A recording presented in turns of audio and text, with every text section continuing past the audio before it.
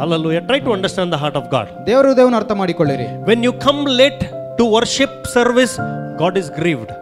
ನೀವು ಆರಾಧನೆ ಮಾಡುವುದಕ್ಕೆ ಮತ್ತು ತಡವಾಗಿ ಬರುವುದಾದರೆ ದೇವರು ಬಾಧೆ ಪಡುತ್ತಾನೆ. If you keep roaming around when the service is going on, God is grieved.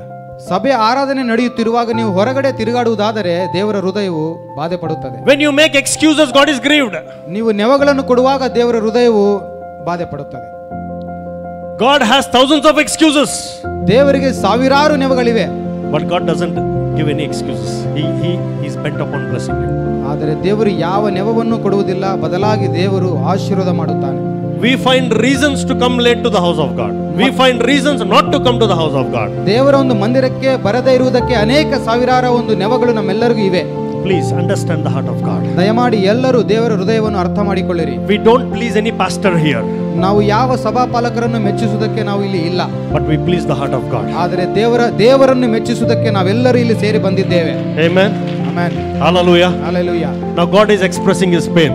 ಮತ್ತು ದೇವರು ತನ್ನ ಒಂದು ನೋವನ ಸಂಗಡ ಹೇಳಿಕೊಳ್ತಾ ಇದ್ದಾನೆ. Our God is wanting to talk to us. ಮತ್ತು ದೇವರು ನಮ್ಮೆಲ್ಲರ ಸಂಗಡ ಮಾತನಾಡಲು ಇಷ್ಟಪಡುತ್ತಾನೆ. God spoke to Noah. ದೇವರು ನೋಹನ ಸಂಗಡ ಮಾತಾಡಿದನು. Noah, ನೋಹನೇ, I want to share something, Noah. ಮತ್ತು ನಿನ್ನ ಸಂಗಡ ಏನೋ ಒಂದು ವಿಷಯ